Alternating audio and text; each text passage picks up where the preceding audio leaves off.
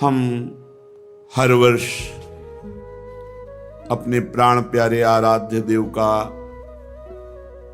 प्राकट्य उत्सव मनाते हैं।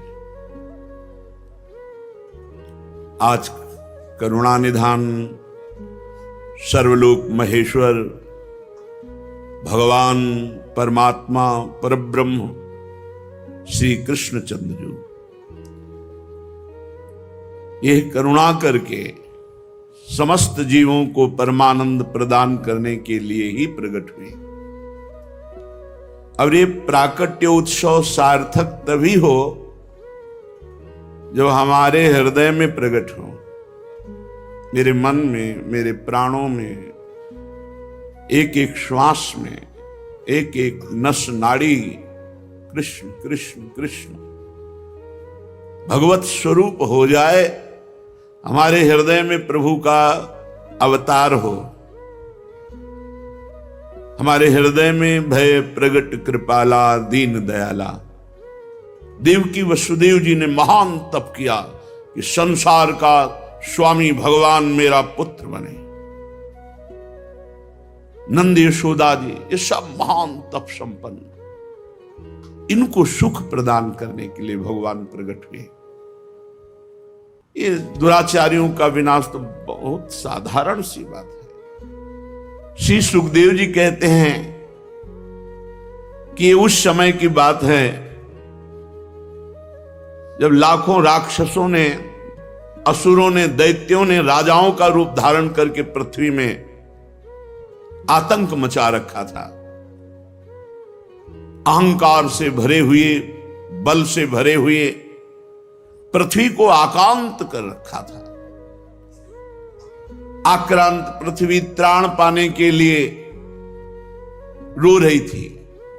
ये उस समय की बात है जब यदुवंशी राजा शूरसेन माथुर मंडल शूरसेन मंडल का मथुरापुरी में रह करके शासन करते थे। ये मथुरा समस्त यदुवंशी नरपतियों की राजधानी थी। मथुरा में सदैव भगवान की उपस्थिति पाई गई है। मथुरा में सूर्य के पुत्र वसुदेव जी का विवाह देवकी जी के साथ हुआ। ये उस समय की बात है जब नवविवाहिता पत्नी देवकी को रथ पर विराजमान करके वसुदेव जी ले जा रहे थे। कंस बड़ा बलवान, स्वभाव में धूर्तता, वसुदेव जी से कहा मैं रथ हाँकूंगा, मेरी बहन है। और रथ के घोड़ों की लगाम पकड़ ली, स्वयं रथ हाँकने लगा। रथ चल पड़ा। जिस समय घोड़ों की लगाम पकड़कर कंस रथ हाँक रहा था, उसी समय स्पष्ट आकाशवाणी हुई, अरे मूर्ख, जिसको तू रथ में बैठाल कर लिए जा रहा है, उसकी 8वें गर्भ की संतान तुझे मार डालेगी। भोजवंश का कलंक। आकाशवाणी सुनते ही कूद पड़ा रथ से, तलवार खींच ली और बाल पकड़े देवकी के। वसुदेव देवकी के लिए आदेश किया, तत्काल हथकड़ी बेड़ियों से जकड़ करके इनको कैद खाने में डाल दिया जाए और बहुत ही कठोर पहरा लगा दिया जाए। वर्ष वर्ष में जो संतान होती मारता गया, उसे हर बार शंका बनी रहती, पता नहीं वो भगवान किन बालक के रूप में प्रकट हो जाए। परीक्षित, पृथ्वी में बात प्रायः देखी जाती है कि अपने प्राणों का ही पोषण करने वाले जो लोभी लोग होते हैं, वो चाहे राजा हो चाहे कोई भी हो, वो अपने स्वार्थ की पूर्ति के लिए माता पिता भाई बंधु किसी की भी हत्या कर सकते हैं। माता की, पिता की, भाई की, बंधु की, मित्रों की, इष्ट की, किसी की भी। ऐसे स्वार्थी पुरुषों से कभी मित्रता नहीं रखनी चाहिए, नहीं हानि ही होती है। जब कंस ने एक एक करके देवकी जी के 6 बालक मार डाले, तब देवकी के 7वें गर्भ में भगवान के अंश स्वरूप अनंत महिमा अनंत बलशाली भगवान शेष जी पधारे देवकी जी के गर्भ में।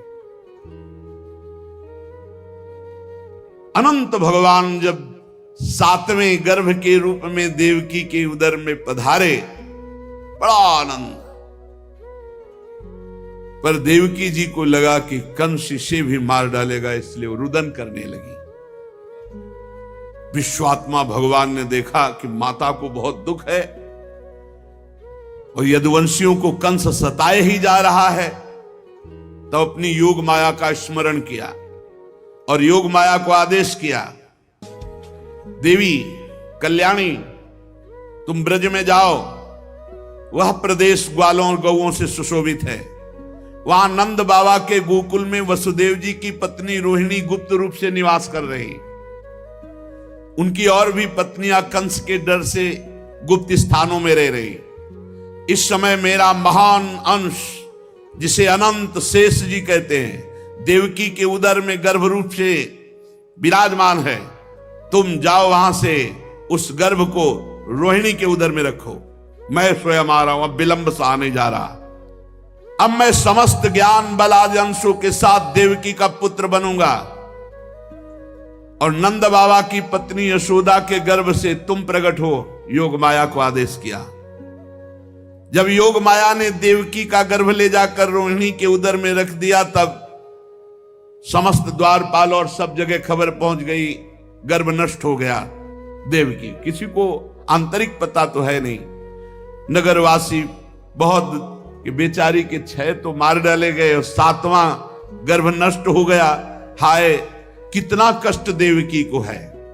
देवकी जी भगवान का निवास स्थान बन गई। परीक्षित, अब समस्त शुभ गुणों से युक्त बहुत सुहावना समय आया।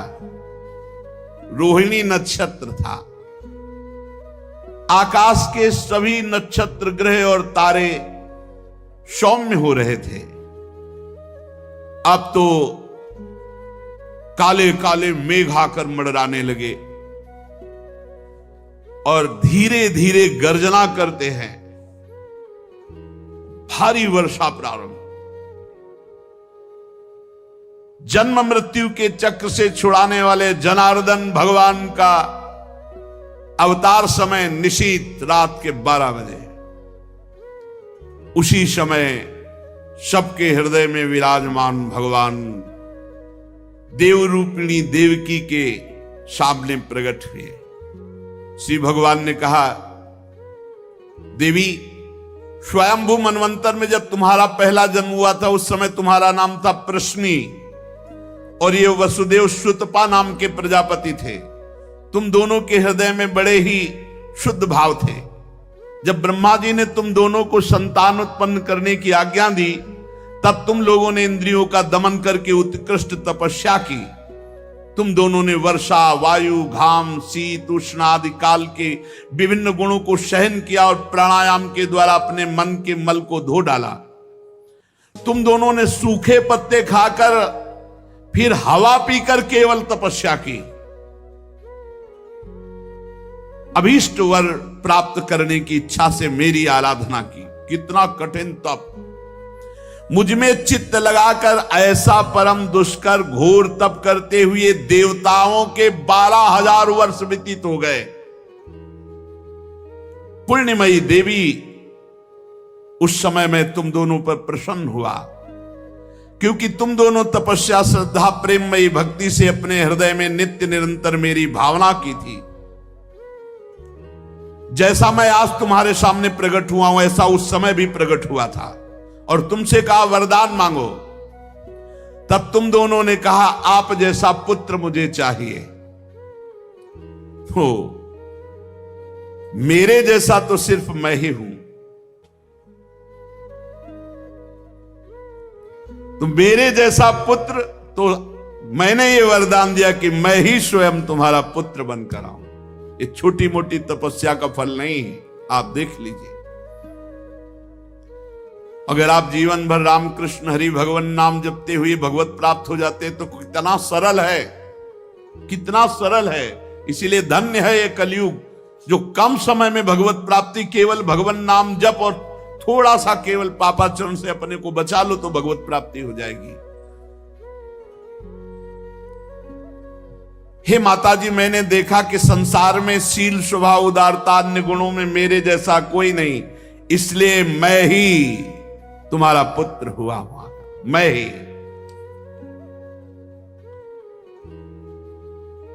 प्रश्न गर्भ से, वामन रूप से, और इस समय तुम देवकी वसुदेव हुए वासुदेव के रूप से। एक बार मैं वचन बोलता हूं, उसे 3 बार पूरा करता हूं। ये भगवान का नियम। मेरी वाणी त्रिकाल सत्य है। एक बार तुमने मांगा पुत्र तो प्रश्नी गर्भ, वामन रूप और इस समय वासुदेव रूप, कश्यप आदित्य के रूप में वामन रूप।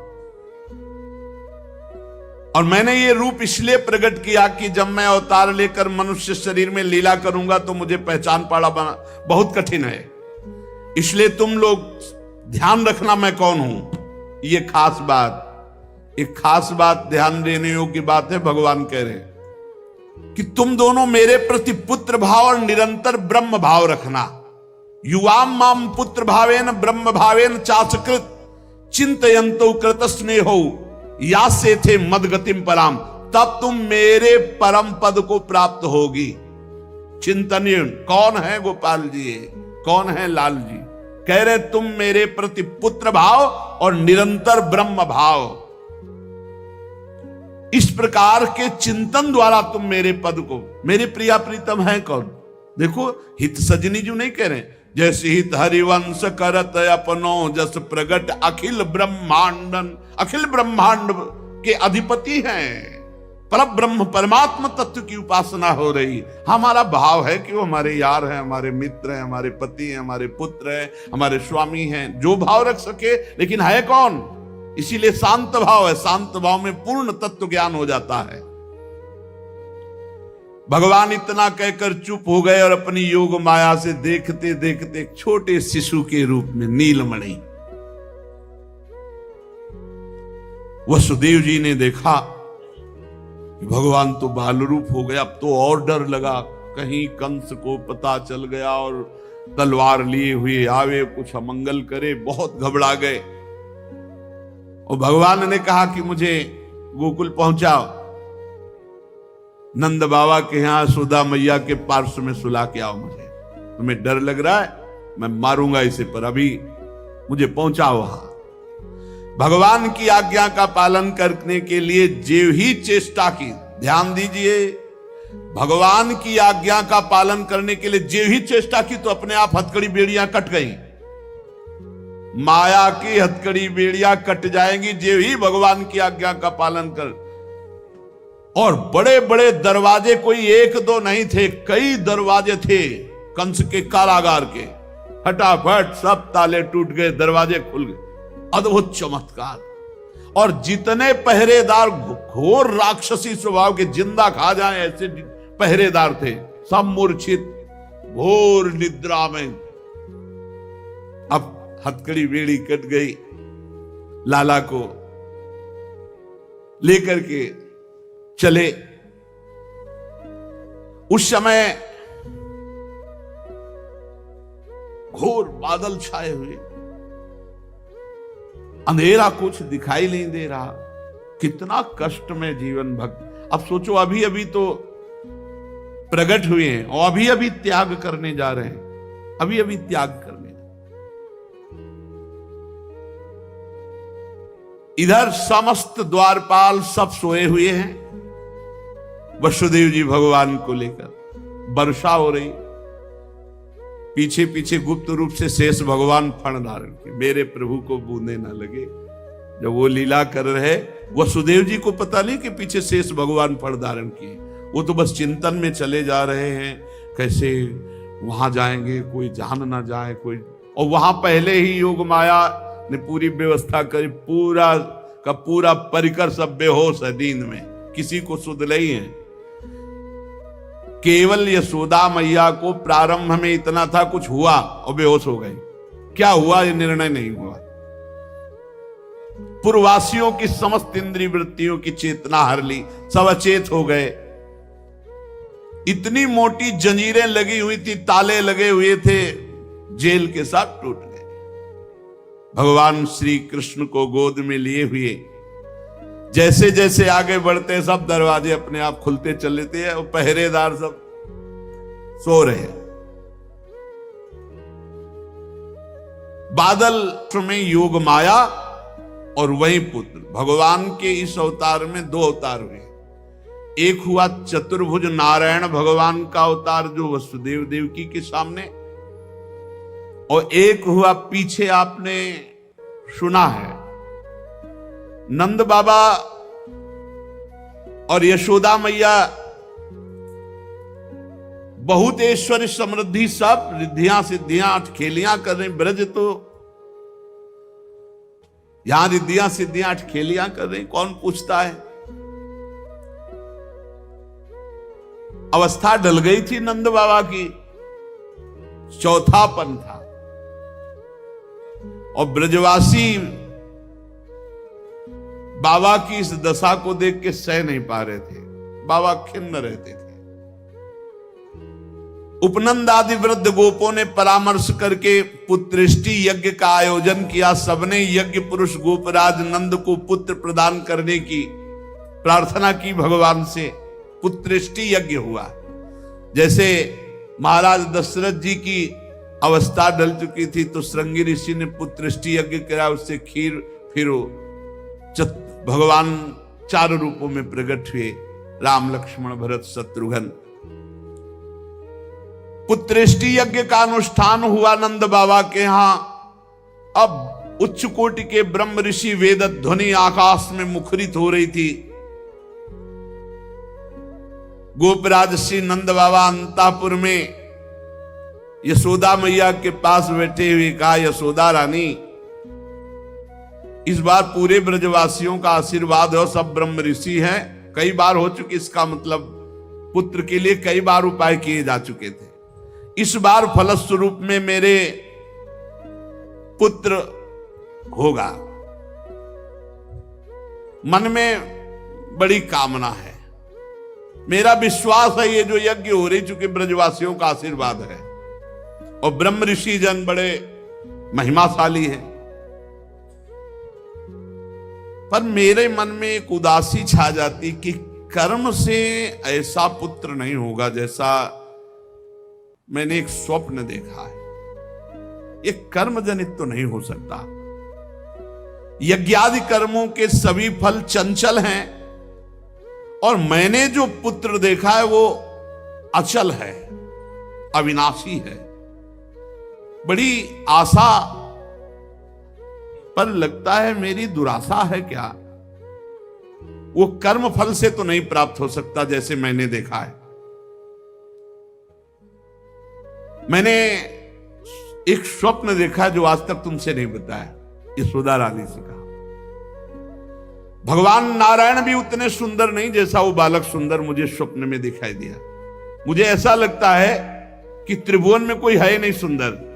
एक बार जिसके हृदय में वो प्रकट हुआ उसको कोई आकर्षित कर सके ऐसा त्रिभुवन में नहीं। ब्रजराज की बात सुनकर यशोदा रानी ने कहा, सच्ची तुमने स्वप्न में देखा है? बोले हाँ। बोले मैंने तो बताया नहीं, मैंने भी स्वप्न में देखा है। क्या? बोले मैं नित्य सहधर्मिणी हूं, तुम्हारी सुख दुख की नित्य संगिनी हूं, मैं तुमसे क्या छिपाऊं। जैसे बालक की बात कर रहे हो ना, हमने तो इसलिए नहीं बताया कि आप कहोगे कि तुम्हारा पागलपन है। बिल्कुल वैसे ही मैंने देखा है।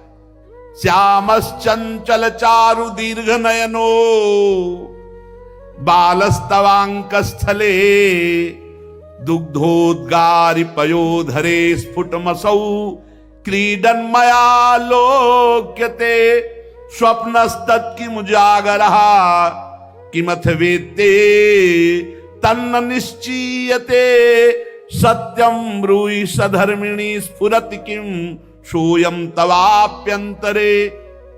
बाबा ने कहा मैंने भी देखा, दिव्याति दिव्य नीलमणि सदस्य श्याम सुंदर वर्ण एक बालक तुम्हारे गोद में दुग्ध पान कर रहा है, जो चंचल नेत्र मनोहर विशाल भाल तुम्हारी गोद में स्थित देखा, वो तुम्हारा पयोधर पान कर रहा है।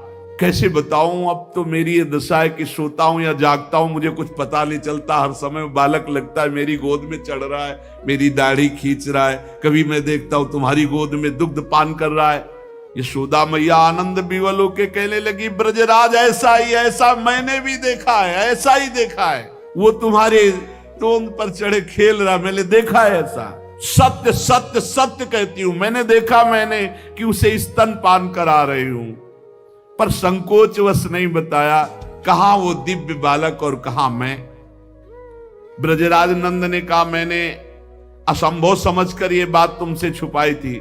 यशोदा मैया ने कहा, मैंने भी, कि तुम हमारा पागलपन समझोगे, लेकिन ऐसा अगर दोनों के स्वप्न में आया तो जरूर भगवान हमारे स्वप्न को पूरा करेंगे। नारायण जिनकी हम आराधना करते हैं, नारायण सेवानिष्ठ नंद बाबा और यशोदा मैया दोनों तन मन वचन से भगवान श्री हरि की शरण में होकर के द्वादशी दिन यथाविधि व्रत करने का नियम लिया।